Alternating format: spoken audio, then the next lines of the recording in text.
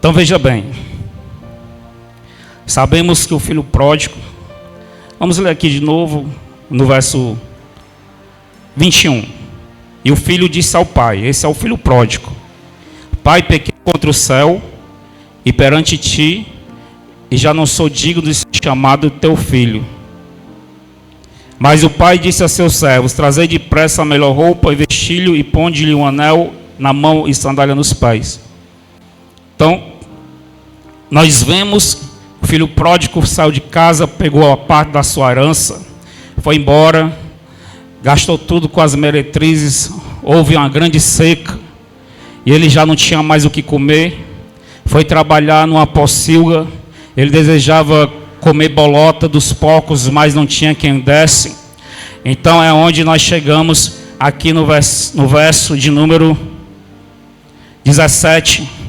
E caindo em si disse: Quantos trabalhadores de meu pai têm abundância de pão, e eu aqui pereço de fome.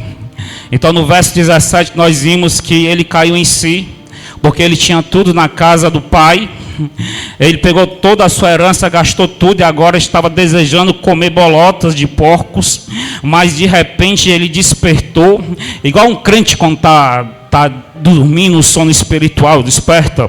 Então ele despertou daquele sono espiritual, do sono da negligência, e disse, pensou: quantos trabalhadores de meu pai têm abundância de pão, e eu aqui pereço de fome.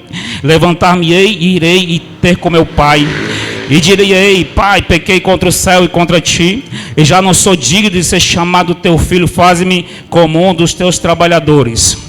Então, levantando-se, foi para o seu pai, e quando ainda estava longe, viu seu pai, e se moveu de íntima compaixão, e correndo lançou-se ao pescoço, e o beijou. E o filho lhe disse: Pai, pequei contra o céu, e perante ti já não sou digno de ser chamado do seu filho. Então o pai mandou os servos preparar uma festa, e colocar a melhor roupa, vestir, né, colocar o melhor anel, colocar a sandália nos pés, tá certo? Então nós sabemos, geralmente, nós falamos... Nessa palavra, nós falamos sobre o filho pródigo como aquele que está fora de casa. Sim ou não? O filho pródigo não é aquele que sai de casa. Aquele que sai de casa. Que sai. Tchau, já vai saindo ali, ó. O filho pródigo é aquele que sai de casa. Mas nós temos que entender que o filho pródigo não é somente os que estão fora de casa.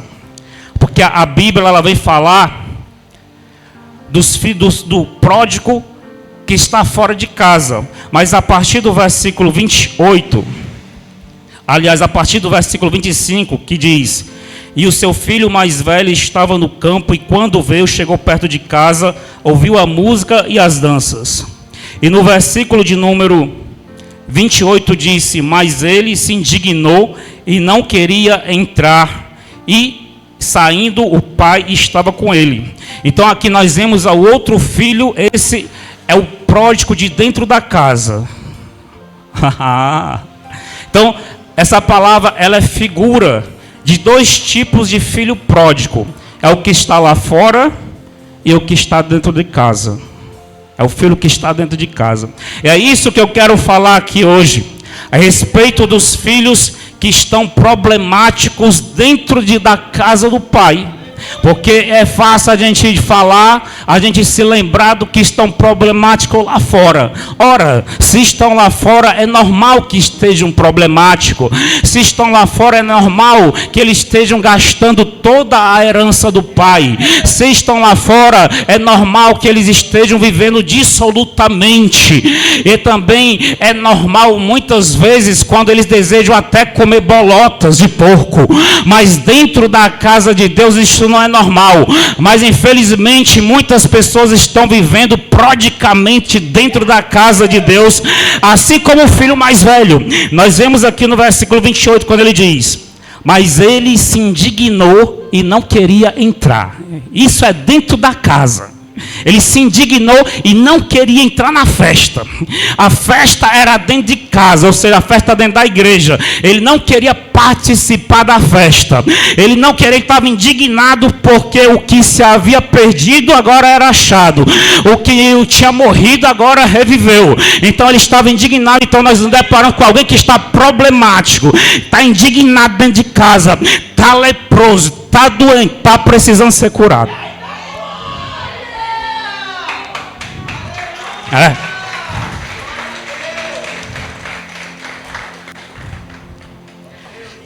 No 29, mas respondendo, ele disse ao pai: eis que te sirvo há tantos anos, sem nunca transgredir o teu mandamento, e nunca me deste um cabrito para alegrar-te com meus amigos.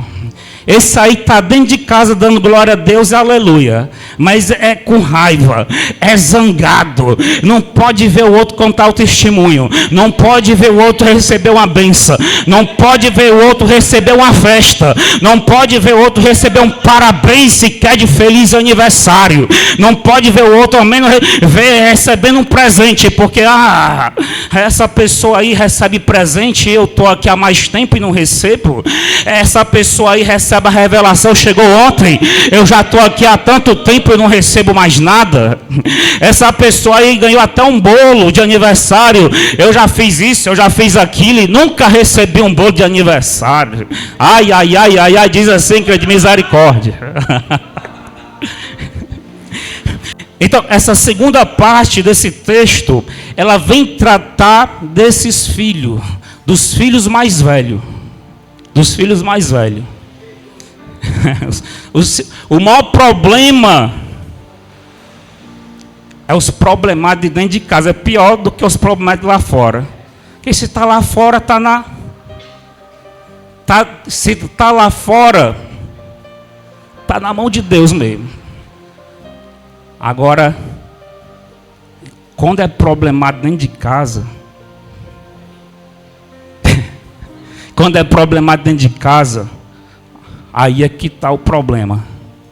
Aí traz problema para pastor, traz problema para os irmãos, traz problema para os obreiros, traz problema para a liderança, traz problema para Deus, traz problema, traz problema para a pastora, principalmente para a pastora, traz problema para o progresso da igreja, traz problema para o crescimento da obra, traz problema para o avanço do ministério, porque a igreja, em vez de estar procurando resgatar os pródigos que estão lá fora, para trazer para dentro, ela está tratando dos pródigos dentro de casa.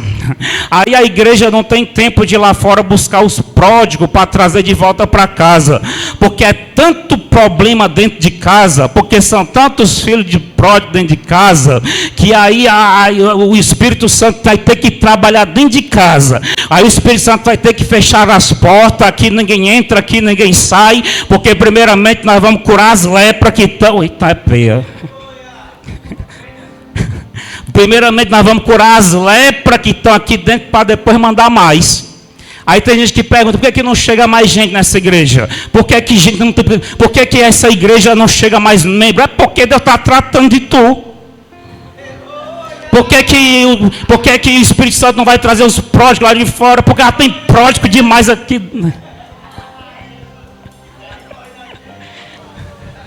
Diz assim, é peia.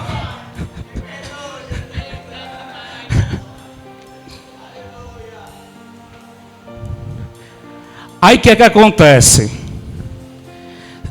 Se o pródigo que está lá fora chegar aí os filhos mais velhos que estão dentro de casa, quando vê a festa, quando vê a revelação, quando vê a bênção, o que é que ele vai dizer? Está no versículo 25. E o filho mais velho estava no campo, e quando veio e chegou perto de casa, ouviu a música e as danças. E chamando um dos servos, perguntou-lhe: que é aquilo?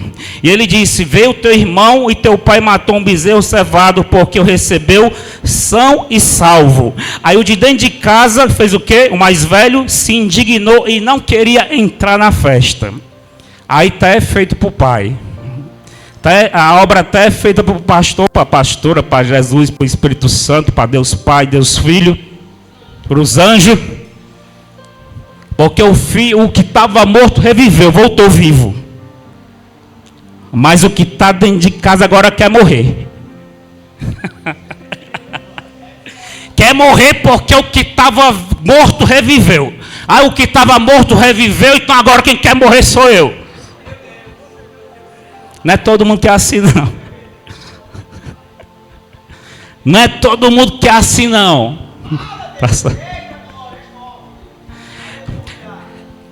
Então, é isso que essa passagem, ela vem tratar. Nós somos acostumados a sempre falar no pródigo que está lá fora, o que saiu de casa, né? É o que pegou a herança, que gastou com as meretrizes, é o que está lá atrás de bolota, mas aí se esquece de ver a segunda parte do texto, o mais velho que está indignado dentro de casa. Agora, observe, vou passar por essa. Vou aliviar mais um pouquinho, pessoal, respira. Respira.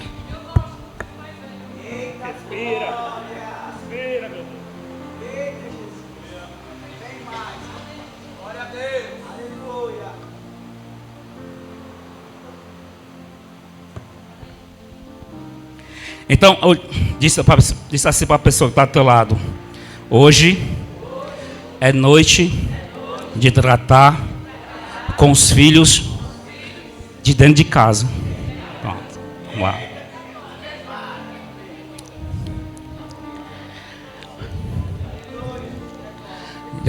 Douglas, bota os cadeados aí, viu? Ninguém entra, ninguém sai, não deixa ninguém sair. Ninguém entra. Hoje não é dia de pródigo de fora, é o pródigo de dentro. Deixa os pródigos de fora lá fora.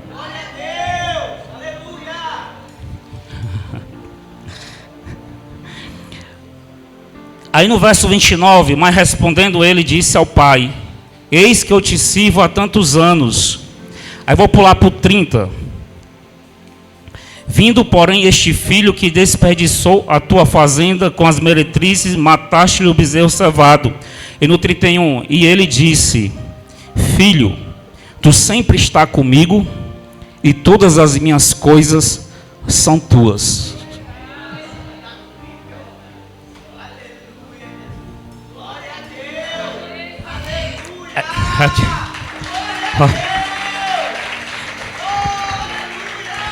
O que é que acontece? O filho mais velho, ele está indignado, não exatamente porque o filho mais novo, o rebelde, ele foi embora e voltou e teve festa. Mas o maior motivo da indignação dele é porque ele não reconhece que estás, quando o pai diz: filho, tu estás sempre comigo e todas as minhas coisas são tuas. Pelo fato de ele não reconhecer que está sempre na presença do pai, e reconhecer que todas as coisas do pai são suas, como ele está numa cegueira espiritual, e ele não consegue entender que as coisas do pai é dele, ele não consegue entender que ele é um só com o pai, com o filho, com o Espírito Santo, como ele ainda não... Talvez ele entendia, mas agora ele não entendia mais. Talvez ele orava muito, agora não ora mais. E devido a ele não estar mais orando, veio sobre ele uma cegueira espiritual, a ponto de ele não enxergar mais a proximidade do Pai. Porque o que está lá fora, ele está longe do Pai. Mas o que está dentro de casa, ele está o tempo todo na presença, ele está o tempo todo face a face com o Pai. Isso aí retrata a igreja da atualidade. A igreja da atualidade, o que é que acontece? Ela está vivendo um processo de esfriamento espiritual muito grande, a ponto do que os que estão, estou falando da igreja, não estou mais falando no filho pródigo, estou falando dentro de casa da igreja em si. Então a igreja vive um processo de esfriamento espiritual, a ponto de não reconhecer os tesouros escondidos da escuridão obscuridades, o ponto de não enxergar o que está sendo revelado. Mas eu não estou falando da revelação da porta de emprego, eu não estou falando da revelação do marido que vai voltar, eu estou falando da revelação do coração de Deus, eu estou falando da revelação dos tesouros escondidos na presença de Deus, eu estou falando do poder da palavra de Deus, que ela é viva e eficaz, ela é apta para discernir os pensamentos e o coração, ela é mais profunda e penetrante do que uma espada de dois gumes, a ponto de dividir a alma e o espírito. Mas devido à falta de oração, devido ao esfriamento espiritual da atualidade, a igreja se comporta como o filho mais velho, porque ela não consegue perceber que tem tanto esse tesouro escondido, que ela tem tanto acesso às coisas, ela não consegue enxergar que há tesouros, ela tem acesso a essas bênçãos, essas experiências, essas bênçãos nos mundos espirituais. Ela não consegue entender do que está escrito lá no livro de Efésios, que nós poderemos nos assentar nas regiões celestiais com Cristo. Ele não consegue entender essas coisas. Quando Jesus disse: eu sou um com o Pai e vocês, meus discípulos, são um comigo. A igreja, devido ao esfriamento espiritual, ela está problemática, e quando ela não consegue perceber, quando ela não consegue entender o que é que ela tem, quando ela não consegue mais discernir as bênçãos espirituais emanadas da cruz do Calvário, quando ela não consegue mais, quando ela não tem mais, vamos dizer, ela não tem mais aquele entendimento, ela não tem mais a sensibilidade espiritual para perceber o sacrifício vicário de Jesus, então ela se torna problemática. Então ela não está vendo mais o que ela tem, ela só consegue ver o que os outros estão recebendo. Ela não consegue mais enxergar os tesouros escondidos na qual Deus dá acesso através da oração. Ela só consegue ver a bênção que o outro está recebendo. Ela não consegue mais ver a presença do Pai, o livramento, o aconchego. Ela não consegue mais ver a salvação. Ela não consegue mais ver o refrigério. Ela não consegue, não tem mais discernimento para entender que ela está deitada sobre pastos verdejantes e que o Espírito do Senhor está constantemente guiando as águas tranquilas e trazendo refrigério para a sua alma. Ela não tem mais a sensibilidade do salmista, quando ele disse: assim como as corças bramam pelas correntes das águas, assim eu suspiro por ti, pela tua presença, ó Deus da minha salvação. Ela não tem mais a sensibilidade espiritual, por isso que ela não enxerga mais o Deus da sua vida, por isso que ela não tem mais sede para bramar pelas correntezas das águas, assim como as corças. Ela não tem mais a sensibilidade para dizer: ó minha alma, porque tu te perturbas dentro de mim? Espera em Deus, ainda louvarei. Ela não consegue sentir, ela não consegue perceber, ela não tem discernimento, ela não é mais profética. Ela esqueceu que as primeiras coisas foram passadas e agora tudo se faz novo. Por isso que ela se torna problemática. A ovelha que Deus traz para dentro de casa, ela é curada, ela é liberta, ela é sarada. Mas se ela não tiver uma vida de consagração, de obediência, com o passar do tempo, se ela não tiver uma vida de busca, de oração, de leitura da palavra, com o passar dos dias, dos meses, dos anos, ela vai se tornar problemática. E depois que ela se torna problemática, ela fica como o filho mais velho: pai, eu estou indignado porque tu nunca me deste um cabrito, e para este que gastou com as meretrizes, tu matou o bezerro cevado, está fazendo festa. Ela só sabe murmurar, ela só sabe reclamar, ela só sabe se maldizer. Ela está problemática, está cega espiritual, perdeu o foco, perdeu o alvo, e agora ela está precisando de um avivamento, está precisando da restauração. Entenda que de tempos em tempos a igreja, ela se esfria da terra, e é por isso que Abacuque, cheio de Deus, ele declarou: Senhor, aviva a tua obra no meio dos tempos. Deus, aviva a tua obra no decorrer dos anos, porque Abacuque entendeu que no decorrer dos anos a igreja passa a ficar como um filho pródigo dentro de casa. Abacuque entendeu que com o passar dos anos, o filho pródigo não é mais a igreja que está desviada lá fora. Ele entende que o filho pródigo é a igreja que está localizada dentro de casa. Aí Abacuque, enxergando isso, ele disse: Deus, aviva a tua obra no meio dos anos e faze conhecida. Restaura a tua igreja, restaura a tua obra, restaura a tua igreja que está pródiga, a igreja que esfriou, a igreja que está na cegueira espiritual. Faze eles enxergar novamente os tesouros escondidos das escurandades. Traz a revelação ao coração deles. Senhor, quebra os ferrolhos de bronze, despedaça as trancas de bronze e faz eles ver o sobrenatural.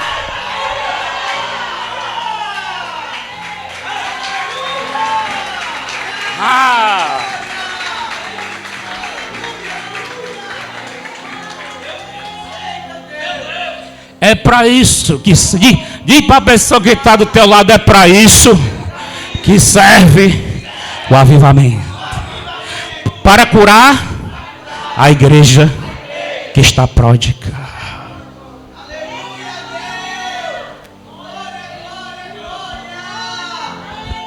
Por isso que a igreja não deve deixar de orar. Por isso que a igreja não deve deixar de estar na palavra. Por isso que a igreja não deve sair da sua doutrina. Por isso que a igreja, ela deve continuar focada. Por isso que a igreja, ela tem que ter o que fazer. A igreja, ela tem que ter ocupação. A igreja, ela não pode ficar desocupada, porque nem desocupada é a oficina do diabo. É por isso que a igreja, ela tem que ter oração, ela tem que ter culto lá fora, tem que ter culto aqui dentro, tem que ter visita, tem que ter chá da tarde. Por isso que a igreja tem que ter trabalho, tem que ter oração, tem que ter intercessão. É por isso que o fogo do altar arderá continuamente e não se apagará. Lá está escrito em Levítico: o fogo do altar arderá continuamente e não se apagará, porque o filho mais velho se tornou pródigo dentro de casa, porque o fogo do altar se apagou. Quem que está entendendo? Pastor Renato, esse filho aí, esse filho mais velho, ele é revoltado. Não é que ele seja revoltado, é porque ele deixou o fogo do altar se apagar. Pastor, eu estou achando que esse filho mais velho aí ficou indignado. Eu estou achando que ele é muito invejoso. Não é que ele seja invejoso, ele é ciumento, é invejoso. Não é que ele seja ciumento ou invejoso, é porque ele deixou a sua igreja esfriar. Não é porque ele é rebelde, é porque a igreja esfriou. Filho mais velho representa a igreja. A igreja está murmurando, a igreja está reclamando, a igreja não está tomando posse das bênçãos vindas do Calvário. A igreja não está buscando em oração, e por isso está sofrendo, por isso está pagando o preço. E quando está sofrendo, pagando o preço, não resta outra coisa senão murmurar. Dá um glória para Jesus enquanto eu tomo água.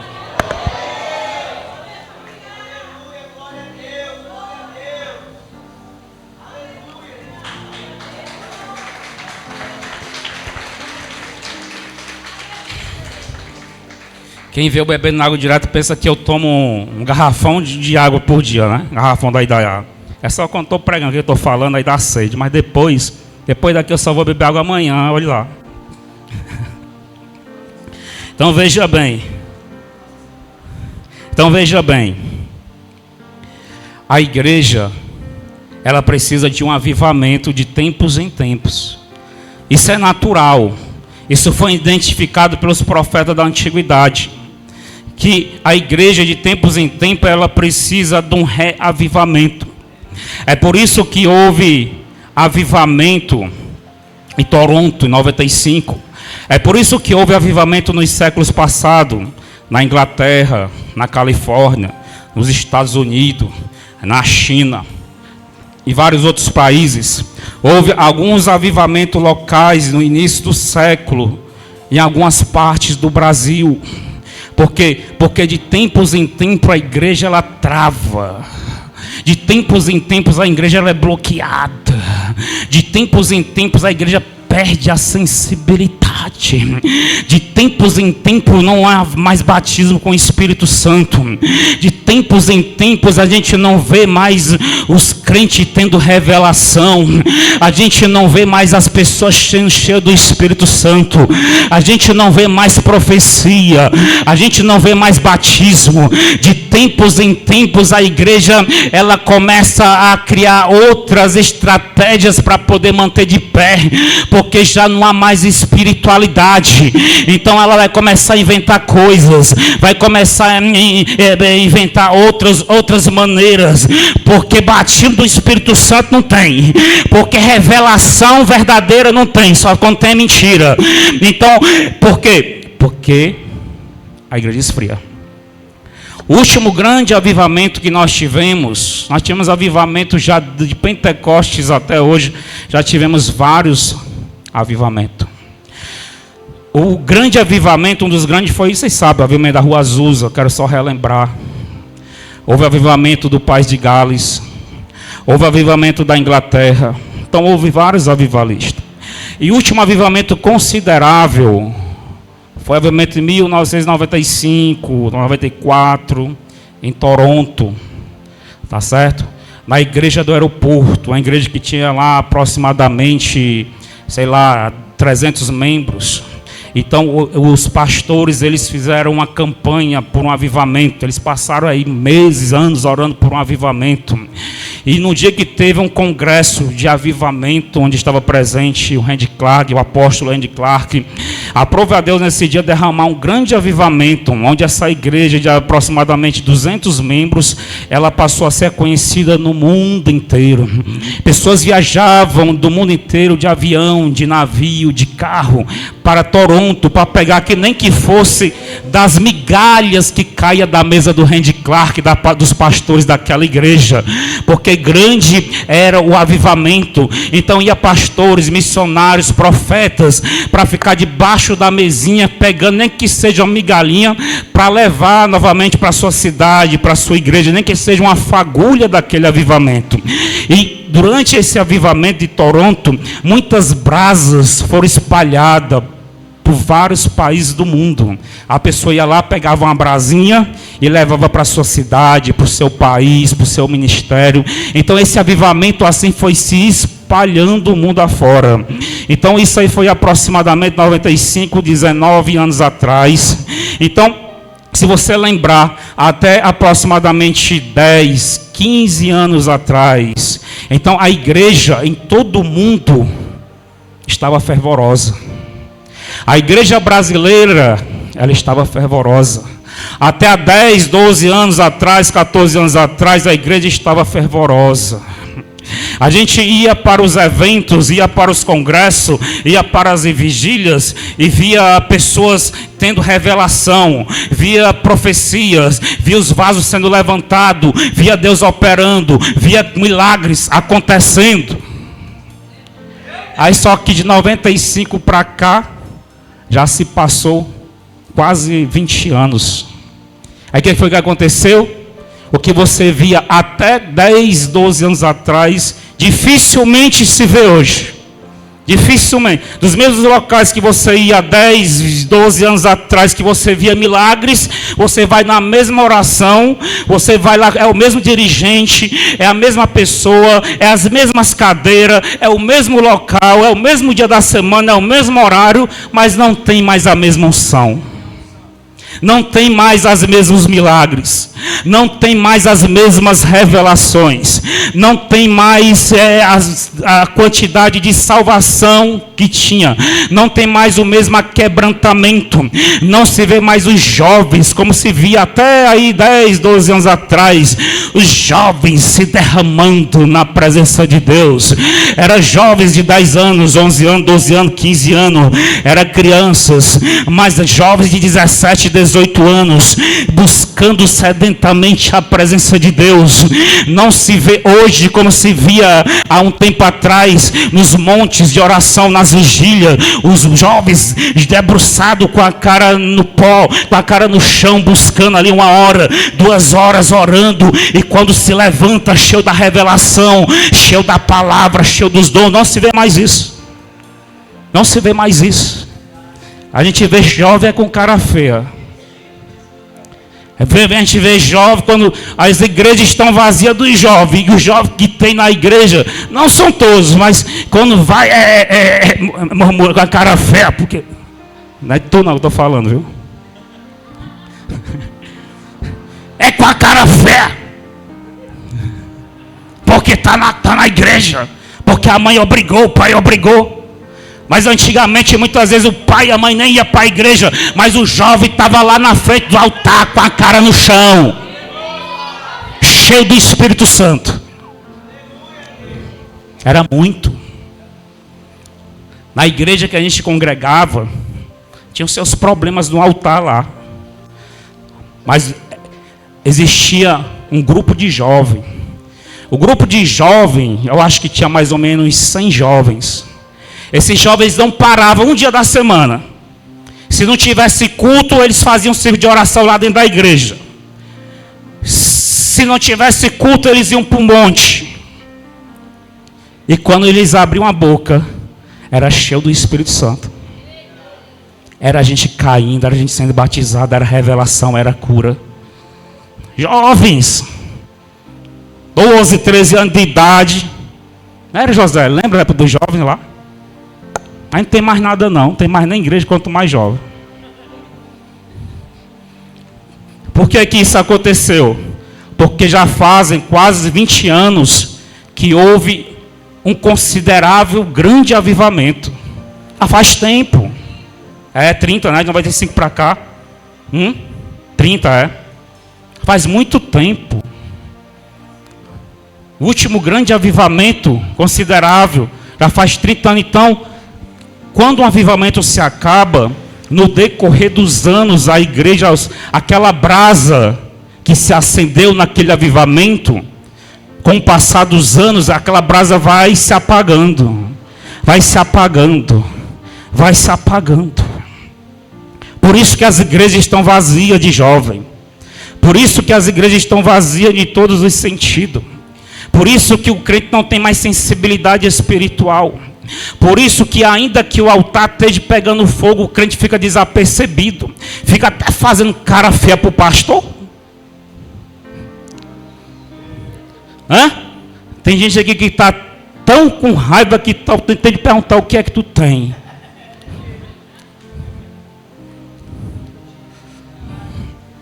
Sabe por que é que essa pessoa fica assim, tão indignada? Porque aqui não é o filho mais velho aqui, está indignada essa pessoa. Sabe por quê? Porque esfriou. Esfriou, congelou. Não tem mais sensibilidade de nada. Acha que eu estou falando bobagem. Aí o que é que acontece? A igreja precisa de um reavivamento. Foi o que aconteceu com essa igreja. Aqui nós temos o retrato de duas igrejas. É o filho pródigo, é o mais novo, e o filho mais velho. São duas igrejas. É os problemáticos que estão lá fora e os problemáticos que estão aqui dentro. Estão dentro da igreja. São duas igrejas. A igreja problemática e a igreja desviada. São duas igrejas que nós temos hoje. A igreja que está fora da presença de Deus, está desviada, o ministério já foi rasgado. E a igreja que está na presença de Deus, tem pai, tem pastor, tem profeta, tem Deus na casa. mas os filhos estão causando problema dentro de casa, porque perdeu a sensibilidade espiritual, como diz no versículo 31, e ele lhe disse: filho, tu sempre estás comigo, e todas as minhas coisas são tuas. Veja que ele está reclamando porque o filho mais novo recebeu um bezerro cevado. Observe que no versículo 30 ele diz assim, ó: vinde, porém, este teu filho desperdiçou a tua fazenda com as meretrizes e mataste um bezerro cevado. No 29, mas respondendo ele, disse ao pai: eis que te sirvo há tantos anos, sem nunca transgredir o teu mandamento, e nunca me destes um cabrito.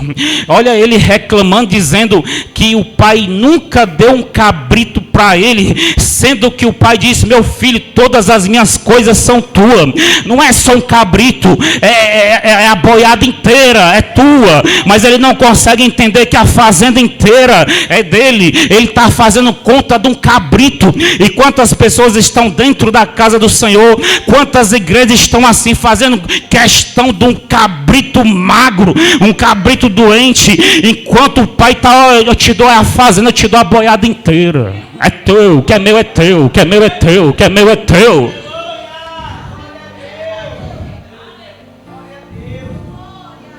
Aí quando Jesus olha para essa igreja, aí ele: não é possível, vai ter que ter um avivamento. Não dá para continuar mais assim. Vai ter que ter um avivamento, essa situação vai mudar. Ele não consegue observar que a boiada, que a fazenda, que tudo que é meu é dele. Ele não consegue entender, fazendo questão de um cabrito, reclamando de um bezerro cevado que foi dado por filho. Mas é necessário um avivamento. Aí observe, aí é necessário então voltar agora o filho mais novo, o que fugiu de casa, que foi embora. Ele passou pelo verso 16, 17 em diante. Agora que o filho que estava fora voltou, e o filho que estava em casa manifestou a lepra. O filho que estava em casa manifestou que também é pródigo. Então, assim como o mais novo passou pelos versos 17 e 18, então assim o que está dentro de casa vai voltar para o final da fila. Aí vai ter que voltar para um avivamento, porque o pródigo está vivendo agora um reavivamento. Quando diz assim: mas o pai disse aos seus servos: trazei depressa a melhor roupa e vestilho, e põe um anel nas mãos e sandália nos pés, e trazei um bezerro cevado e matai, e comamos e nos alegramos. Então agora o de fora está vivendo um reavivamento. Um reavivamento. E o que está dentro vai ter que voltar também, vai ter que ser reavivado. Aí agora ele vai ter que vir para o 17, onde diz: e caindo em si. Então o de dentro de casa também vai ter que cair em si. Quantos trabalhadores de meu pai têm abundância de pão e eu aqui pereço de fome? Ele vai ter que ir para o 18: levantar-me-ei e irei ter com meu pai. Ou seja, vai ter que se arrepender. E já não sou digno de ser chamado de teu filho, faze como um dos teus trabalhadores. Ele está arrependido.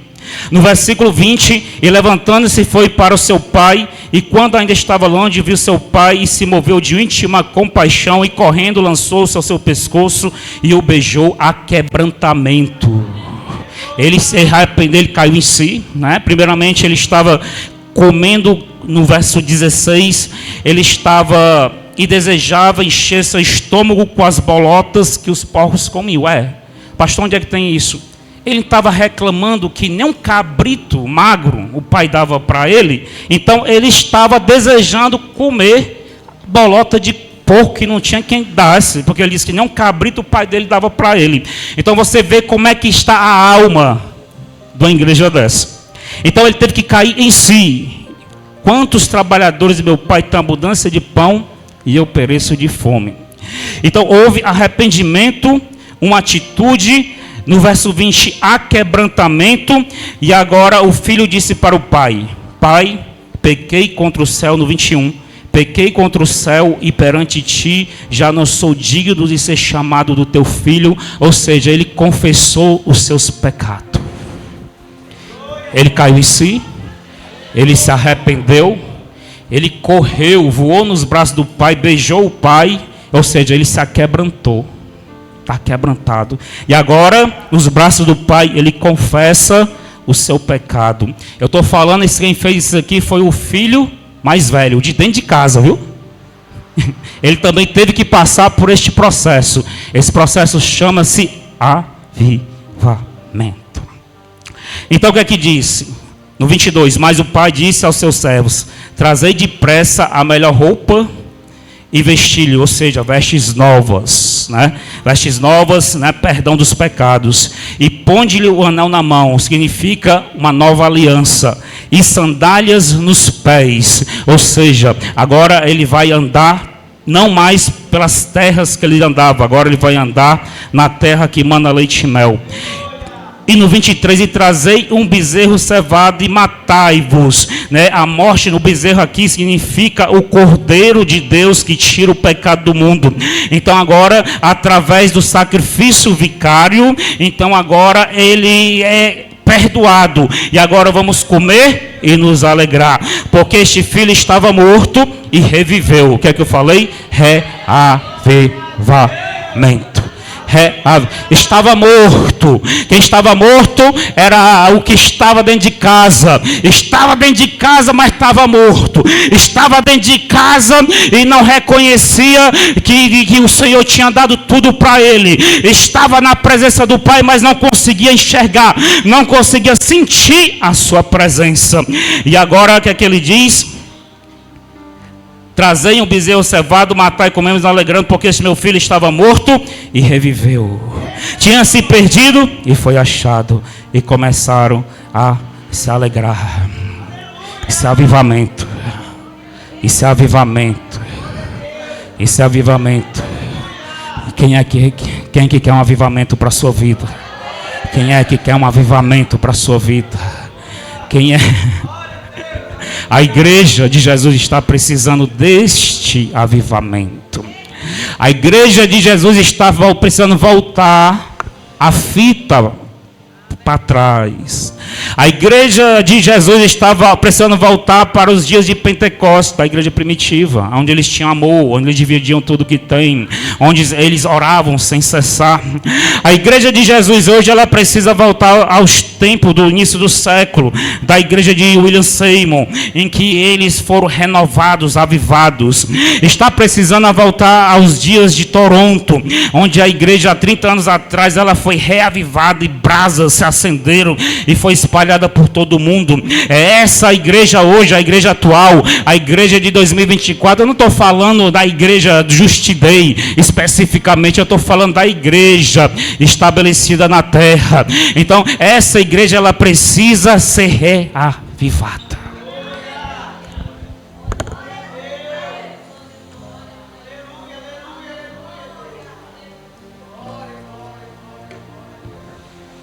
Ela precisa ser reavivada. Senhor Deus, reaviva. Reaviva, Deus. Reaviva a tua obra, Deus. Reaviva, Deus, a tua igreja. Reaviva, reaviva. Reaviva. Seja avivada. Senhor, meu Deus, que as pessoas venham voltar, Deus, ao arrependimento. Venham voltar ao aquebrantamento. Que a igreja do Senhor seja sarada. Que a igreja venha voltar à sensibilidade espiritual. Venha voltar a joelhos dobrados. Venha voltar a oração. Venha voltar a sã palavra do Senhor. Que a igreja seja restaurada. Que ela venha voltar ao primeiro amor. Que ela venha voltar aos dias da igreja primitiva. Que essa igreja, Senhor Deus, ela venha voltar a coração aquebrantado. Que essa igreja, Senhor Deus, venha voltar a amar uns aos outros. Que essa igreja, Senhor Deus, venha voltar a respeitar. Venha voltar a ter reverência. Que essa igreja, Senhor Deus, venha a ser curada. Que essa terra venha a ser sarada. Sarada, reaviva. Reaviva. Que ela venha se arrepender dos seus pecados.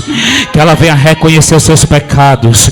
Que a igreja ela venha voltar ao verso 16 desse texto. E caindo em si, Senhor meu Deus, venha cair em si, venha despertar.